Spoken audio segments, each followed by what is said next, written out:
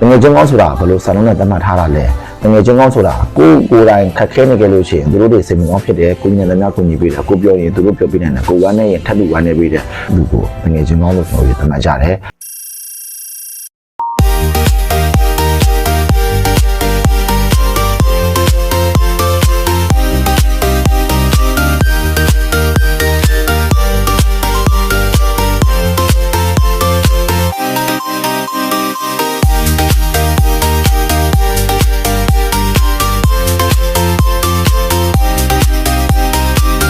်ကိုပတ်ဝန်းကျင်မှာတငယ်ချင်းတွေပေါ်တော့တငယ်ချင်းကောင်းတွေရှားပါနေတဲ့ခေတ်ကြီးထဲမှာကျွန်တော်မှလည်းငေပေါင်းမဟုတ်တဲ့တငယ်ချင်းကောင်းတွေရှိခဲ့ပူပါတယ်တငယ်ချင်းကောင်းဆိုတာဘယ်လိုစာလုံးနဲ့သတ်မှတ်ထားတာလဲတငယ်ချင်းကောင်းဆိုတာကိုယ်တိုင်ခက်ခဲနေကြလို့ရှိရင်သူတို့တွေစိတ်မကောင်းဖြစ်တယ်ကိုညံတဲ့များကိုညီပေးတယ်ကိုပြောရင်သူတို့ပြောပြနေတယ်ကိုဝမ်းနဲ့ရင်ထပ်တူဝမ်းနေပေးတယ်ကိုကိုညီစရာရှိလို့ရှိရင်ထပ်တူမန္တာပေးတဲ့သူကိုတငယ်ချင်းကောင်းလို့ကျွန်တော်တို့သတ်မှတ်ကြတယ်ကျွန်တော်မှလည်းငေပေါင်းမဟုတ်ဘူးမှာတငယ်ချင်းကောင်းတယောက်ရှိတယ်အဲ့ဒီတငယ်ချင်းကဒီနေ့ကျွန်တော်အတွက်ဒီတော့နိုင်တဲ့မဘိုးလေးနဲ့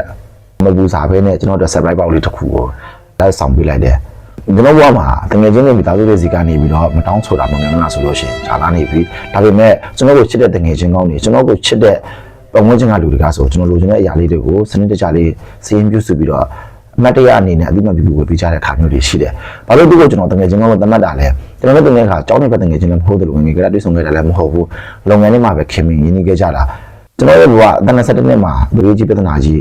ခက်ခဲကြီးကြုံနေတယ်အဲ့လိုကြုံနေတဲ့အချိန်မှာကျွန်တော်ကကိုယ့်အတွက်ကိုယ်တောင်မှလောင်းအောင်မလုပ်နိုင်နေတဲ့အချိန်ရှားတငယ်ချင်းတွေချောင်ဖွဲ့သွားနေတဲ့အချိန်သူကကျွန်တော်ဘက်ကိုစိတ်မှန်နဲ့ကောင်းခဲ့ပြီးတယ်ကျွန်တော်စိတ်ထဲကြနေတဲ့အခါမှာကျွန်တော်ကိုခွင့်အားလေးပေးတယ်သူစားရင်ကျွန်တော်စားရမယ်ကျွန်တော်ဝန်နေတဲ့အခါမှာသူ့ကိုသွားပြီးရင်ဖွင့်လို့ရတယ်ကျွန်တော်ပြောတဲ့အခါမှာသူလည်းထပ်တူညီတူပြောပေးတယ်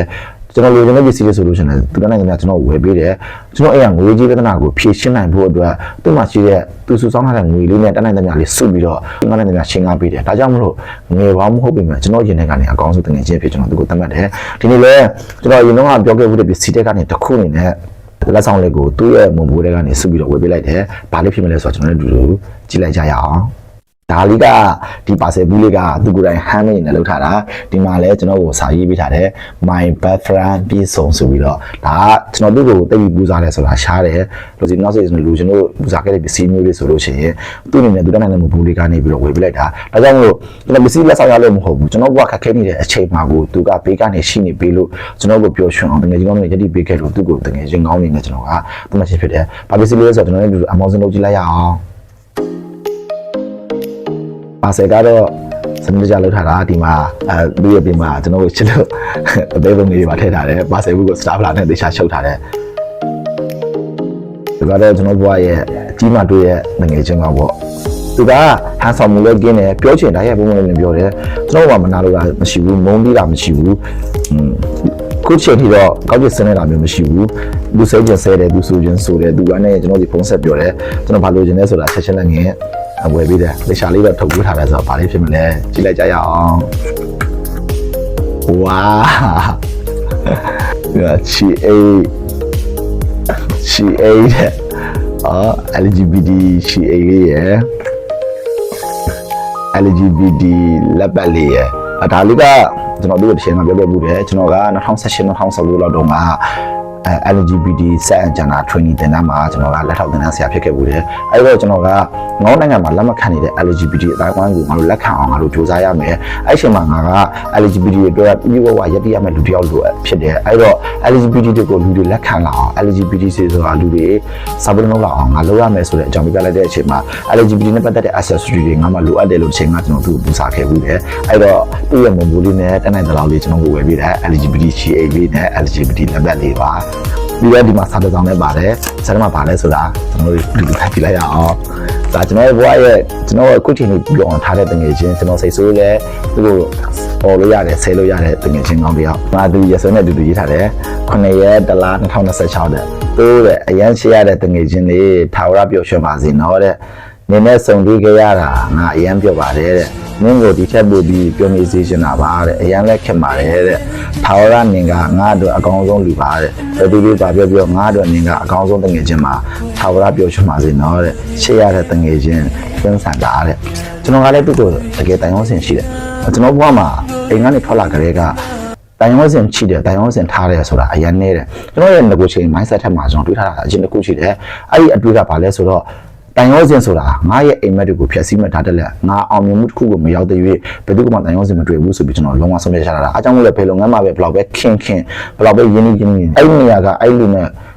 ဝိကောက်သွားပြီဆိုလို့ရှိရင်ကျွန်တော်သစိမ်းတို့လုံးဝနေနိုင်တယ်ကျွန်တော်စိတ်ကအဲ့လိုမျိုးစိတ်မျိုးအဲ့ဒီကိုကြတော့တကယ်တိုင်ရောစင်အနေနဲ့အရန်ခင်တယ်ဟောကျွန်တော်ဘဝရဲ့ခက်ခဲနေတဲ့အချိန်တွေကျွန်တော်ဘဝပြိုလဲနေတဲ့အချိန်တွေမှာကျွန်တော်နဲ့သူနဲ့ကကျွန်တော်တယောက်မိသားစုလိုမျိုး nutrition ရှိတယ်ဖိမခွင့်ရှိတယ်ကိုမျိုးရှိတယ်ကျွန်တော်မလို့ရှင်လဲဆဲဆိုတယ်အမတ်တရားဖြစ်ဆုံးကဘာလဲဆိုတော့ကျွန်တော်တို့တွေ2023လောက်မှာမန်လေးမှာရှိနေတဲ့အချိန်မန်လေးတစ်ချောင်းကိုကျွန်တော်တွားလဲကြတယ်အဲ့ချိန်မှာအလုပ်ကလည်းကိုယ်ပေးတာတစ်ချောင်းရယ်နားလို့မရတာတစ်ချောင်းရယ်ဆိုတော့ကျွန်တော်တို့အလုပ်နားတဲ့နေကင်းပိုင်း2နာရီအချိန်မှာကျွန်တော်တို့တွားလဲကြတယ်တွားလဲတော့သူကကြတော့မိန်းကလေးဖြစ်နေတဲ့ခါကျတော့ရှက်လက်တာရောကြောက်လက်တာရောဆိုတော့ကျွန်တော်လည်းဆိုလို့ရှိရင်မလဲကြုံဒါပေမဲ့ကျွန်တော်ကငါစိတ်တက်ကြနေလို့ပါငါစိတ်ညစ်နေလို့ပါငါနန်းလေးကိုတွားပြီးလဲကြရအောင်ဒီလိုမျိုးနဲ့ကိုတွားလဲကြရအောင်ဆိုပြီးလိုက်လာတယ်အဲ့ဒါအချိန်မှာကျွန်တော်တို့ကအလုပ်ရှက်နေသွားတာဆိုတော့ဘီယာတောက်လို့လည်းမရအရက်တောက်လို့လည်းမရဒါပေမဲ့ကျွန်တော်ကကားချင်းတဲ့သူတွေရောက်ဒါပေမဲ့ကားလို့လည်းမရအောင်ဆိုတော့ကျွန်တော်ကလည်းအင်ဂျင်လည်းမလဲဘူးအလုပ်ကအင်ဂျီယူနီဖောင်းနဲ့ကစ်ချန်ယူနီဖောင်းကြီးနေဆိုတော့အေးလူကြားထဲမှာတော့ကမယ်ဟေးဆိုသူ့လက်ဆွဲပြီးတော့ကျွန်တော်တို့တွေမမှုပဲနဲ့လူကြားထဲမှာယူကြောင်နဲ့သွားပြီးတော့မကားတက်နဲ့ကားခဲ့ကြတာတွေလူကြားထဲမှာလက်ပြီးဆွဲပြီးတော့ဗာလဲ6လမ်းမှာကျွန်တော်တို့ပြေးခဲ့ကြတာတွေကျွန်တော်ကဟာသားလုပ်တဲ့အခါမှာသူကရီပေးခဲ့တာတွေပြီးလို့ချင်းကျွန်တော်ကလည်းတကယ်ချင်းမိတ်ဆွေကောင်းတယောက်လိုမျိုးပြောအောင်ထားခဲ့တဲ့အမှတ်တရတွေသူနဲ့အများကြီးရှိခဲ့တယ်ဒီကြားထဲမှာစိတ်ညစ်စရာရှိလို့ကျွန်တော်ကိုပြောတယ်တခုခုတရားရောက်ကကျွန်တော်ကိုမကောင်းကြောင်ပြောပြီးဆိုလို့ရှိရင်ဘုံမင်းလေးငါကတော့မင်းကိုဒီလိုမကြိုက်ဘူးနော်ဒီလိုမျိုးနေတာကဘဝင်းချင်းကပြောနေပြီဆိုပြီးကျွန်တော်ကိုစိတ်ဆုံးမှဆိုနေအများကကာကွယ်ပြီးပြောပေးခဲ့တဲ့သူမျိုးတခါတလေကျွန်တော်မကောင်းကြောင်ကိုသူကပြောနေတာရှိတယ်ဒါပေမဲ့ကျွန်တော်ထိခိုက်စေတဲ့စကားမျိုးမဟုတ်ဘူးပါကျွန်တော်ကိုပြောစီပြက်စီနေနဲ့ကျွန်တော်စိတ်ဆိုးတဲ့ခါမှာကျွန်တော်မကောင်းကြောင်ပြောနေတာရှိတယ်ပြောပြီးတော့လို့ရှိရင်တခြားသူကတော့ကျွန်တော်လာမပြောရသေးဘူးသူကကျွန်တော်ပြန်လာပြောတယ်တကယ်ချင်းမျိုးပေါ့အရင်လည်းချစ်တယ်အရင်လည်းခင်တယ်သူနဲ့ကျွန်တော်နဲ့ခင်မင်ခဲ့တာဆိုရင်ဒီနေ့ကာလတစ်ခုရှိနေပြီကျွန်တော်ကပဲတကယ်ချင်းတယောက်ကမှအပြည့်အပြည့်တာမျိုးရှားတယ်ကိုကောင်းလို့သူကောင်းတာလို့ပဲကျွန်တော်ကလက်ခံထားတာမျိုးရှိတယ်ဘယ်သူကတော့ငါပေါ်လောက်ဒီကောင်းပါလဲဆိုတော့ကျွန်တော်ကမှသတ်မှတ်တာမျိုးဆိုတာရှားတယ်ဒါပေမဲ့ဒီတကယ်ချင်းကတော့ကျွန်တော်မှတကယ်ကိုမိတ်ဆွေကောင်းတစ်ခုနဲ့တကယ်ကိုရှိခဲ့တာတက်နိုင်တဲ့ငွေအားနဲ့အဟိုးနဲ့ကိုတစ်ချိန်ကနေဒီနေ့ဒီချိန်ထိကျွန်တော်ကမှမိသားစုစိတ်ဓာတ်နဲ့ကောင်းပေးတာမလို့ကျွန်တော်ကတကယ်ချင်းတွေကနေအကောင်းဆုံးတကယ်ချင်းဖြစ်ကျွန်တော်သတ်မှတ်ပါတယ်ဒီတကယ်ချင်းကိုလည်းကျွန်တော်ကျေးဇူးတင်ပါတယ်အရင်လည်းကျေးဇူးတင်တယ်အရင်လည်းချစ်တယ်ဘောမှာကျွန်တော်ထမပြောခဲ့တဲ့အကြောင်းအရာတွေအများကြီးရှိတယ်ထမပြခဲ့တဲ့အချက်တွေအများကြီးရှိတယ်ကျွန်တော်ခံယူချက်ကြောင့်မလို့သစိမ်းလို့နေခဲ့မှုတဲ့အခါမျိုးတွေရှိတယ်စိတ်ကူသွားလို့မပြောဘဲနဲ့ရတလိုက်မယ်ဆိုပြီးတွေးခဲ့မှုတဲ့အခါမျိုးတွေရှိတယ်ဒါပေမဲ့ငါတို့ဟာတငယ်ချင်းကောင်းတွေနေရခက်ခဲတဲ့ငါမကူညီနိုင်ခဲ့ဘူးဒါပေမဲ့ငါရခက်ခဲတဲ့ကိုမိသားစုတစ်ခုနဲ့ကူညီပေးခဲ့တယ်ငါရဲ့ရင်ထဲနှလုံးသားထဲကနေလည်းတကယ်ကိုလေးနဲ့ကျေးဇူးတင်တဲ့အကြောင်းနဲ့ပြောချင်တယ်မားခဲ့ရရှိလို့တောင်းပန်ပါတယ်ရင်ထဲနှလုံးသားထဲကနေဒီနေ့ချိန်မှာပြောလိုက်ပါမယ်ငါဟာတကယ်ချင်းကောင်းနေနဲ့မင်းကိုတကယ်ကိုအလင်းနဲ့ခင်ခဲ့တယ်လို့ချက်လက်ချက်ခဲ့ပါတယ်ဆိုတာကိုငါရေးရကြီးပြောရပါတယ်။အားလုံးဒီလိုမျိုးအခုလိုမျိုးပဲမိသားစုစိတ်ဓာတ်နဲ့တယောက်နဲ့တယောက်ဖိမရေးဟိုးအောင်တစ်ချိန်သက်ဆုံးတိုင်းတဲ့အချိန်ထိအဲ့လိုတူတူရှိသွားမယ်လို့ငါကတိပေးပါတယ်။ငယ်ချင်းကိုတကယ်ကိုလည်းရင်းနှီးကနေကျေးဇူးတင်ပါတယ်။ဘဝမှာကျွန်တော်လူချင်တာတွေကိုအမြဲတမ်းပြောအောင်ထားခဲ့တဲ့သူကျွန်တော်ကိုအမြဲတမ်းပျော်ရွှင်နေစေချင်တဲ့သူကျွန်တော်ကိုအမြဲတမ်းတိုးတက်ပြီးတော့အောင်မြင်နေစေချင်တဲ့တကယ်ချင်းကောင်းလေးကတယောက်မို့ကျွန်တော်တကယ်ချင်းကိုကျွန်တော်အများကြီးပဲချစ်ပါတယ်အများကြီးလည်းကျေးဇူးတင်ပါတယ်သူအနေနဲ့လက်စားလေးနည်းနည်းလေးတောင်မှကျွန်တော်လူချင်တာလေးတွေကိုဖက်ပြီးတော့အများတန်းဝယ်ပြီးတဲ့အချင်းရှိတယ်ဟိုးရင်ခါတော့ဆိုလည်းလက်ပတ်ဟိုးရင်ခါတော့ဆိုလို့ရှိရင်လည်းခေါင်းစည်းတဲ့ဟာအခုဆိုလို့ရှိရင်လည်းဒီလက်ပတ်လေးတွေရှည်လေးတွေကျွန်တော်ချိန်မှန်းသေးတဲ့သူကိုယ်တိုင်ဝယ်ပေးလိုက်တာဒါကျွန်တော်ပူဇော်တာမဟုတ်ဘူးကျွန်တော်ကဒါလေးကြက်တယ်ဆိုလို့ရှိရင်သူ့ရဲ့အင်အားလေးနဲ့သူတဲ့နိုင်ငံသူကျွန်တော်ဝယ်ကြည့်တာကိုကျွန်တော်တစ်ခုစားချင်တယ်ဆိုလို့ရှိရင်သူ့ပတ်စံလေးကိုသူစုပြီးတော့ကျွန်တော်ကိုဝယ်ကြွေးတာမျိုးတွေ